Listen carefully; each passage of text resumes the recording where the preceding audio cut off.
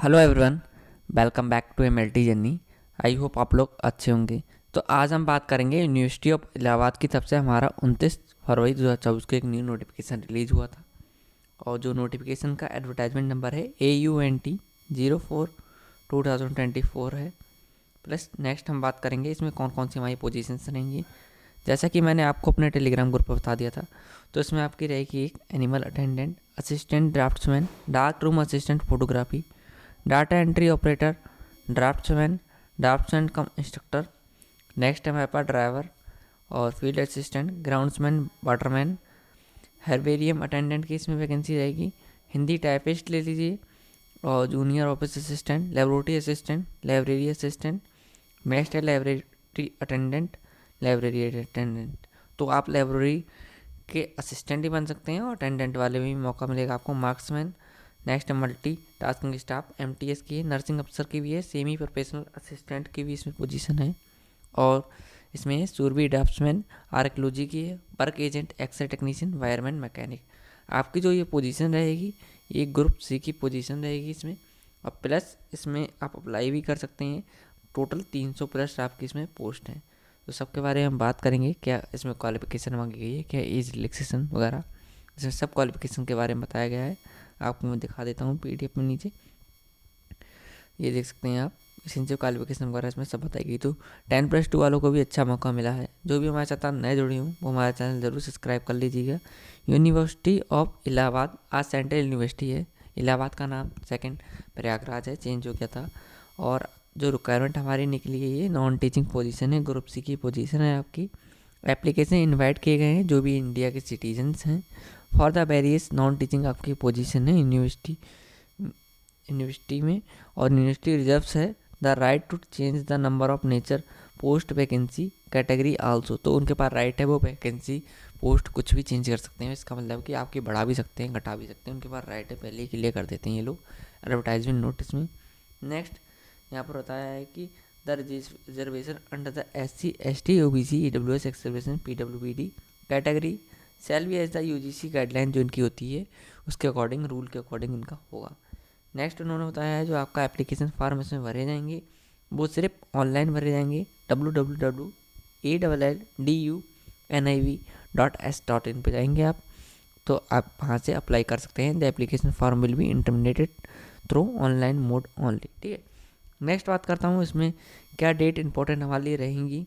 तो अगर uploading of detail advertisement and online registration आपको करना है तो 1 मार्च से आप अप्लाई करना चालू हो गए हैं, यानी कि कल से आपके अप्लाई होना चालू हो गए हैं। और फी पेमेंट की है 1 मार्च 2024 से स्टार्ट हो गए। लास्ट डेट है इसमें 1 अप्रैल। ठीक है, तो last date of online registration, final submission of application form तो 1 अप्रैल तक आप जमा कर सकते हैं, लास्ट डेट है। फीस क्या रहेगी इंडियन रुपीज़ में, तो आप देख सकते हैं unreserved EWS SC BC OBC category से अगर आप बिलोंग करते हैं तो आपकी फीस इसमें रहेगी 1500।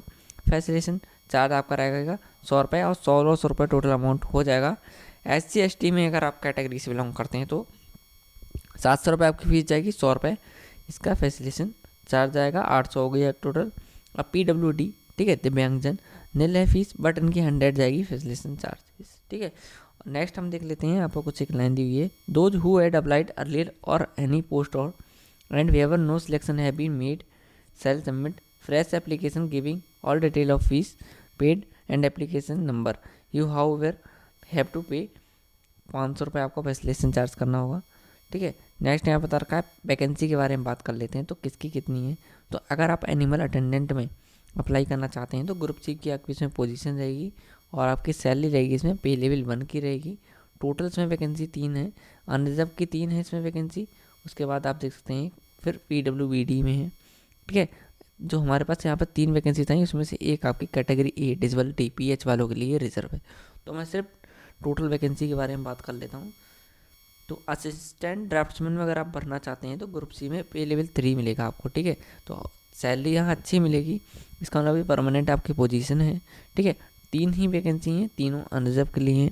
डार्क रूम असिस्टेंट में 2 पोजीशन है, दोनों अनरिजर्व की हैं। डाटा एंट्री ऑपरेटर में आपकी 4 पोजीशन रहेंगी, पे लेवल 4 मिलेगा आपको। तो एक EWS के लिए है इसमें पोजीशन, 2 OBC और एक SC के लिए रिजर्व है। ठीक है, और नेक्स्ट हमारे पास ड्राफ्ट्समैन की 2 पोजीशन है, दोनों अनरिजर्व की है। नेक्स्ट है ड्राइवर, ड्राइवर की आपकी रहेगी इसमें एक पोजीशन अनरिजर्व की। फील्ड असिस्टेंट में 2 पोजीशन दोनों अनरिजर्व की हैं। नेक्स्ट है ग्राउंड्समैन वाटरमैन की, तो आपकी टोटल 2 पोजीशन है, दोनों अनरिजर्व हैं। एयरवेरियम अटेंडेंट में दोनों पोस्ट रिजर्व हैं, ठीक है। तो पे लेवल आपका कुछ इसमें 1 2 ऐसे ही रहेगा ज़्यादातर पोस्टों का, सिर्फ ड्राफ्टमैन कम इंस्ट्रक्टर लेवल 5 रहेगा, क्योंकि ये अच्छी जॉब है।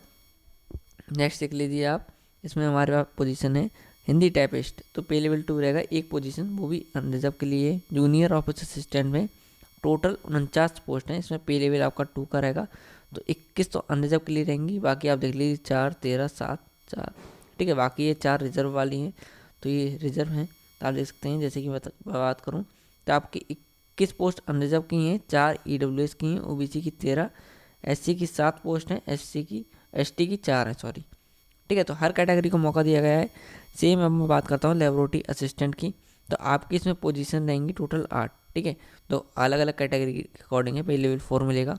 लाइब्रेरी असिस्टेंट में 19 पोजीशन है, लेबोरेटरी अटेंडेंट में 30 पोजीशन है, लाइब्रेरी अटेंडेंट में 12 पोजीशन है। तो आप देख लीजिए इसमें 30 है, इसमें अटेंडेंट 15, इसके अगर आप 10+2 चोगे तो आप अप्लाई कर सकते हैं। मार्क्समैन में 1 है।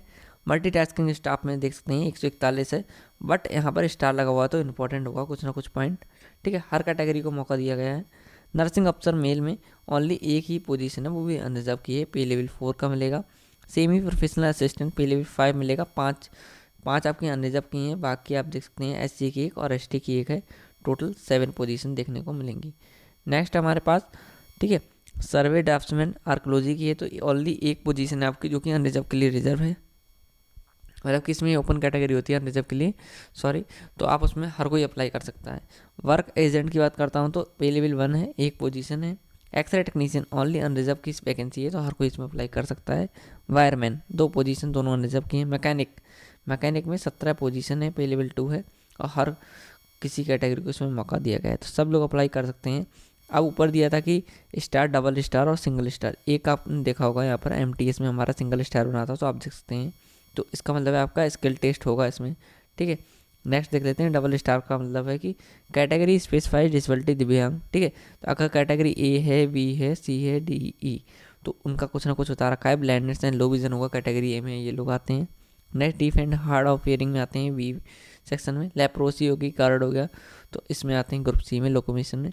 और स्पेसिफिक लर्निंग डिसेबिलिटी वगैरह में D में आते हैं। मल्टीपल डिसेबिलिटी में E कैटेगरी में हम आते हैं, ठीक है।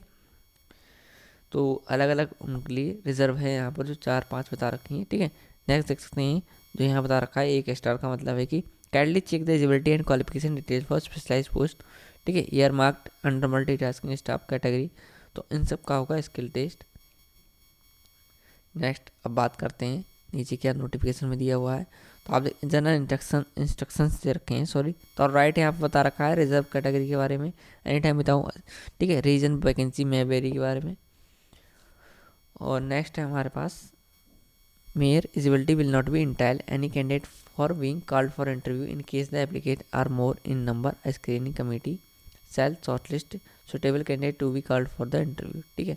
तो अगर आप ज़्यादा मात्रा में फार्म भरते हैं तो आपका जहाँ तक एग्ज़ाम ही होता है, ठीक है। कम मात्रा में अगर फार्म भरा जाता है तो इंटरव्यू बेस पे भी वैकेंसी हो जाती है। रिजर्वेशन बता रखा है SC ST OBC EWS PWD का एक्स सर्विसन का जो मिलता है वो उनके रूल के अकॉर्डिंग मिलेगा। रिटन टेस्ट के बारे में यहाँ पे बता रखा है, written test may be conducted before the interview for any of the post at the discretion of the competent authority, ठीक है। only matriculation SSC certificate issued by the concerned education board will be considered as proof of date of birth, ठीक है। 10th की marksheet ही आपका date of birth confirm करती है।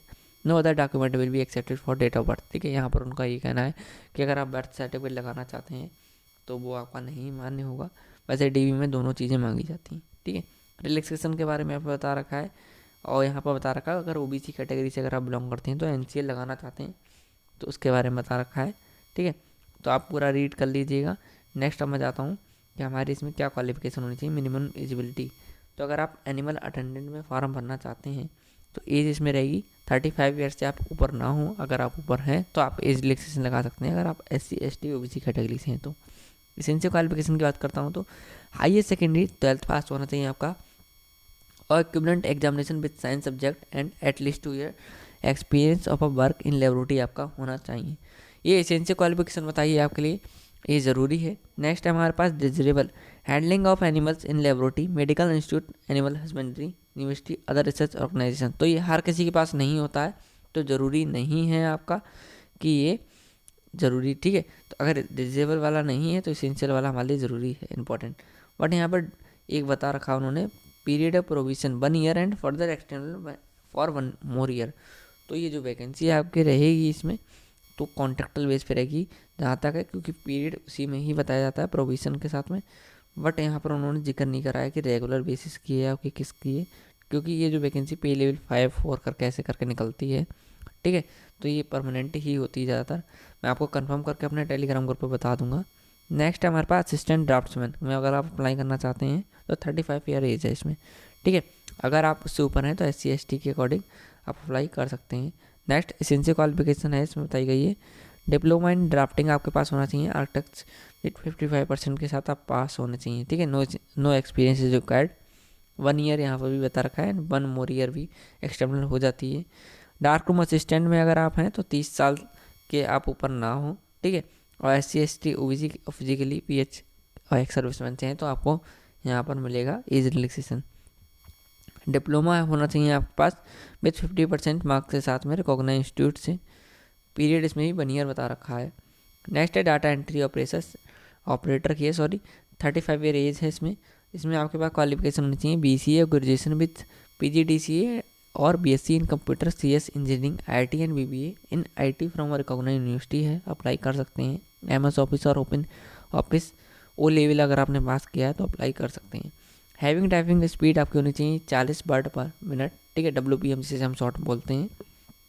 English की इन computer environment में नॉलेज आपको होनी चाहिए इंग्लिश और हिंदी सॉफ्टवेयर एसेंशियल ज़रूरी है, ठीक है। और knowledge of English and Hindi reading writing and speaking is essential, ठीक है। तो रीडिंग आपको पढ़ना आना चाहिए, राइटिंग भी आनी चाहिए, स्पीकिंग बोलना भी आना चाहिए। पीरियड भी 1 ईयर का रहेगा। ड्राफ्ट्समैन में सेम एज है इसमें 35 ईयर, और इसमें क्वालिफिकेशन मांगी है डिप्लोमा इन आर्किटेक्ट और ITI diploma in draughtsman civil होना चाहिए आपका 55% के साथ में। On its equivalent grade from recognise university institute 3 year of relevant working experience आपके पास ज़रूरी होना चाहिए किसी भी ऑर्गेनाइजेशन से establish. Desirable qualification knowledge of working in computerise environment with knowledge of AU TUCAD, ठीक है। नेक्स्ट है 1 ईयर का इसमें रहेगा आपका। ड्राफ्ट्समैन कम इंस्ट्रक्टर की बात करता हूँ तो 35 ईयर एज इसमें भी है। एसेंशियल क्वालिफिकेशन मांगी है diploma in drawing and serving with 55% के साथ में आपका होना चाहिए। एक्सपीरियंस डिजरेबल है इसका, इन AutoCAD एंड मैनुअल ड्राफ्टिंग का होना चाहिए, नहीं भी है तो एसेंशियल वाला होना ज़रूरी है। नेक्स्ट हमारे पास ड्राइवर 7 नंबर पोस्ट है, 35 ईयर एज इसमें भी है। मेट्रिकुलेट पास हैं आप 10th, वैलिड ड्राइविंग लाइसेंस है, light medium heavy vehicle having no advice endorsement है आपका, और should have at least 3 year experience है तो आप अप्लाई कर सकते हैं। फील्ड असिस्टेंट की बात करता हूँ तो अगर आप 18 से 30 एज के बीच में हैं तो आप अप्लाई कर सकते हैं। Diploma in drawing and surveying with 50% marks के साथ में आपका होना चाहिए। ग्राउंड्समैन वाटरमैन की बात करता हूँ तो 30 साल इसमें बता रखी है एज, और एसेंशियल क्वालिफिकेशन है the minimum qualification for appointment to the level will be either 10th pass आपका होना चाहिए, रिलेवेंट सब्जेक्ट में भी prescribed as the minimum qualification के according. Work experience in ground maintenance है, ये है डिजेबल वाला आपका एक्सपीरियंस। तो हेर्बेरियम अटेंडेंट की बात करता हूँ 35 ईयर एज बता रखी है यहाँ पर। एसेंशियल क्वालिफिकेशन है intermediate in biology equivalent examination with science subject, science ज़रूरी होनी चाहिए आपके पास। Diploma workshop in herbarium maintenance desirable experience है तो इंपॉर्टेंट ज़्यादा नहीं है। हिंदी टाइपिस्ट के बारे में बता रखा है यहाँ पर कि आपकी कि 30 वर्ष से अधिक नहीं होनी चाहिए एज आपकी, ठीक है। और योग्यता उतार के अनिवार्य है ये वाली कि किसी मान्यता प्राप्त विद्यालय से आप 12वीं उत्तीर्ण हो, कक्षा उत्तीर्ण या समतुल्य हो, ठीक है। 12th पास हो या इसके जैसा ही कुछ और करे हुए हों, जिसे हम बोलते हैं इक्विवेलेंट। और कंप्यूटर एवं कौशल परीक्षक मानक मतलब कि स्किल टेस्ट अंग्रेजी टंकरण प्रति मिनट वर्ड पर मिनट होना चाहिए 35 वर्ड पर मिनट होना चाहिए, और हिंदी में आपकी स्पीड होनी चाहिए 30 वर्ड पर मिनट होनी चाहिए। समय सीमा आपकी 10 मिनट की रहेगी। प्रत्येक शब्द के लिए औसतन 5 दाब कुंजी के आधार पर 35 शब्द प्रति मिनट और 30 शब्द प्रति मिनट की गति से टंकरण करने के लिए 1 घंटे के कंप्यूटर में 10,500 दाब कुंजी और 9,000 दाब के मान होने चाहिए आपके, ठीक है। और 1 वर्ष यहाँ पर भी बता रखा है आपका पीरियड। नेक्स्ट हमारे पास जूनियर ऑफिस असिस्टेंट में अगर आप अप्लाई करना चाहते हैं तो ग्रेजुएट होना चाहिए आपके लिए 50% के साथ में। सेम जो आपको हिंदी और इंग्लिश, हिंदी में बता रखा था ऊपर, हैविंग टाइपिंग स्पीड आपकी होनी चाहिए 30 वर्ड पर मिनट इन इंग्लिश, 25 वर्ड पर मिनट इन हिंदी। उसमें ऊपर 30 थी, ठीक है, ऊपर 35 और देख सकते हैं 35 और 30 थी, यहाँ पर बस थोड़ा कम कर दिया है, यहाँ पर 30 और 25 कर दिया है। और अगर आपके पास डिजेबल में degree diploma in computer application science and knowledge of operation of latest package relating to payroll accounts MIS ETC आपके पास है, अप्लाई कर सकते हैं। Diploma in office management and secretary practice है तो आपके लिए बेनिफिट मिलेगा। लेबोरेटरी असिस्टेंट की बात करता हूँ, 30 साल एज है इसमें। क्वालिफिकेशन अगर आपके पास है इसमें bachelor degree relevant subject physics, chemistry, zoology, botany, psychology, computer science, computer application, defence studies, statistics, home science से अप्लाई कर सकते हैं। टाइपिंग इसमें मांगी है 30 वर्ड पर minute, English through computer, knowledge of computer application, disable experience है आपका। नेक्स्ट है हमारे पास लाइब्रेरी असिस्टेंट की, तो 30 साल इसमें एज मांगी है। इसेंशियल क्वालिफिकेशन है graduation in library science, library information science from recognised university, 50% के साथ में। 3 ईयर का आपका एक्सपीरियंस होना चाहिए इन लाइब्रेरी और अपने, तो डिसेबल एक्सपीरियंस है आपका। And good knowledge of library software application का, PG diploma in library automation and networking और PGDCA कोर्स होता है आपके पास है तो बेस्ट होगा।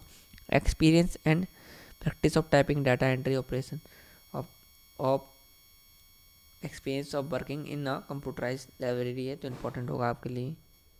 नेक्स्ट हमारे पास लेबोरेटरी अटेंडेंट की बात करता हूँ, तो 12th पास हैं आपके और 12th में आपके पास साइंस सब्जेक्ट था, मतलब आप PCBC हैं, PCB से हैं तो फिजिक्स, केमिस्ट्री, बायोलॉजी से अप्लाई कर सकते हैं। 2 ईयर एक्सपीरियंस होना चाहिए वर्किंग लेबोरेटरी का आपके पास। लाइब्रेरी अटेंडेंट की बात करता हूँ तो 30 साल एज है इसमें, 12th पास हैं आप और इक्विवेलेंट कुछ है इसका या डिप्लोमा सर्टिफिकेट कोर्स इन लाइब्रेरी साइंसेस का अप्लाई कर सकते हैं, फ्रेशराइज वैकेंसी है। मार्क्समैन की बात करता हूँ, मैट्रिकुलेशन और equivalent from recognise board pass और ITI पास हैं अगर आप तो अप्लाई कर सकते हैं। MTS की बात करता हूँ जिसमें हाईएस्ट पोस्ट थी हमारे पास, तो ITI पास हैं और मैट्रिकुलेशन पास हैं तो बेस्ट रहेगा आपके लिए। स्पेशलाइज्ड पोस्ट बता रखी है क्योंकि MTS में इन्होंने जैसे प्लम्बर की आपकी रहेगी, इसमें इलेक्ट्रीशियन की रहेगी, पंप ऑपरेटर की रहेगी, कारपेंटर की रहेगी और नेक्स्ट कुक की रहेगी इसमें हमारे पास पोस्ट, हेल्प डेस्क क्लर्क की रहेगी, हाउस कीपर की रहेगी इसमें पोजीशन, नर्सिंग अफसर की बात करता हूँ नेक्स्ट, ठीक है। तो इतनी पोस्ट हमारे अंडर में रहेंगी ये MTS में, ठीक है। तो आप लोग देख लीजिएगा इसमें क्वालिफिकेशन मांग रखी है। नेक्स्ट है इसमें नर्सिंग अफसर मेल, तो इसमें 35 ईयर एज है आपकी और 10+2 आपसे मांगा है। Bachelor in degree in nursing, 3 year diploma in GNM है, अप्लाई कर सकते हैं। 2 साल का एक्सपीरियंस है आपका, हॉस्पिटल और क्लिनिक का अप्लाई कर सकते हैं। रजिस्ट्रेशन होना चाहिए with nursing council of India state में, ठीक है। नेक्स्ट है सेमी प्रोफेशनल असिस्टेंट में, तो BSc लाइब्रेरी साइंस है या BS यहाँ पर लिखा बैचलर लाइब्रेरी साइंसेस है तो 50% के साथ में अप्लाई कर सकते हैं। Knowledge of computer application in libraries and regional and foreign language है तो अप्लाई कर सकते हैं। डिसेबल एक्सपीरियंस है, is not must. Survey draughtsman की बात करता हूँ आर्कोलॉजी में, तो 35 साल एज है। जो एज काउंट होगी आपकी, जो लास्ट डेट है वहाँ तक आप 35 साल के अगर हो गए हैं तो एज रिलैक्सेशन लगा के भर सकते हैं, ठीक है, वरना आप भर ही सकते हैं। इसेंशियल आपकी क्वालिफिकेशन इसमें रहेगी diploma in surveying and drafting with at least 55% marks के साथ में। एक्सपीरियंस होना चाहिए आर्कोलॉजिक सर्वे का, डिसेबल एक्सपीरियंस है। वर्क एजेंट की बात करता हूँ, 35 साल एज मांगी है इसमें। इसेंशियल क्वालिफिकेशन है इसमें IT electrician with 50% from recognised institute. Wireman, certificate course in electrical trade from recognised ITI और वायरमैन कोर्स और electrical inspector course from recognised ITI apply कर सकते हैं। एक्सरे टेक्नीशियन 35 ईयर्स एज से ऊपर ना हो आप, ठीक है। Diploma in X-ray technology from a recognised institute with 50% marks साथ में, और एक ही वैकेंसी है इसमें, फ्रेशराइज वैकेंसी है, अप्लाई कर सकते हैं आप लोग। मैकेनिक की बात करूँगा तो 35 साल एज है इसमें, 10th पास हैं, ITI डिप्लोमा पास हैं, अप्लाई कर सकते हैं। 1 ईयर फर्दर सबका जो इसमें मांगा है, तो जितना भी इसमें आपका प्रोविज़न रहेगा 1 ईयर का ही रहेगा, बाद में बढ़ जाएगा। ग्रुप C नॉन अकेडमिक बता रखा है यहाँ पर कुछ। सिलेक्शन क्राइटेरिया आपका कैसा रहेगा, तो आप देख सकते हैं यहाँ पर a minimum qualification for appointment to the post is intermediate pass multitasking staff without specified skill requirement would have to perform following jobs: physical maintenance of record in the section where they are placed, opening classrooms, office cleaning, testing and upkeep of furniture etc. तो यहाँ पर बता रखा है MTS post वगैरह के लिए। तो यहाँ पर कुछ बता रखा है जैसे कि test of MTS open category में आपका होगा तो 100 MCQ होंगे। नॉलेज ऑफ इंटरमीडिएट लेवल आपका रहेगा 30 MCQ के रहेंगे, ठीक है। अब रेटिंग प्रोफिशिएंसी रहेगी हिंदी इंग्लिश की। स्किल टेस्ट होगा इंटरव्यू, तो वो इंपॉर्टेंट रहेगा आपके जितने फार्म भरे जा रहे हैं। ग्रुप सी की जो पोजीशन है तो MTS की देख सकते हैं जितनी अलग अलग कैटेगरी के अकॉर्डिंग बता रखी है 15 पोस्ट, ठीक है। सबका स्किल टेस्ट होगा यहाँ पर। बाकी ये वीडियो मैं अपने टेलीग्राम ग्रुप पर भेज दूंगा। ऐसे ही मोर अबाउट इन्फॉर्मेटिव वीडियो के लिए हमारे चैनल लाइक करें, सब्सक्राइब करें, शेयर करें। हम ऐसी मोर अबाउट इन्फॉर्मेटिव वीडियो बनाते रहते हैं, हमारे साथ ज़रूर जुड़ जाएँ। Thank you. अगर इस वीडियो में मुझे बोलने में कुछ गलती हो गई हो तो उसके लिए सॉरी। Thank you.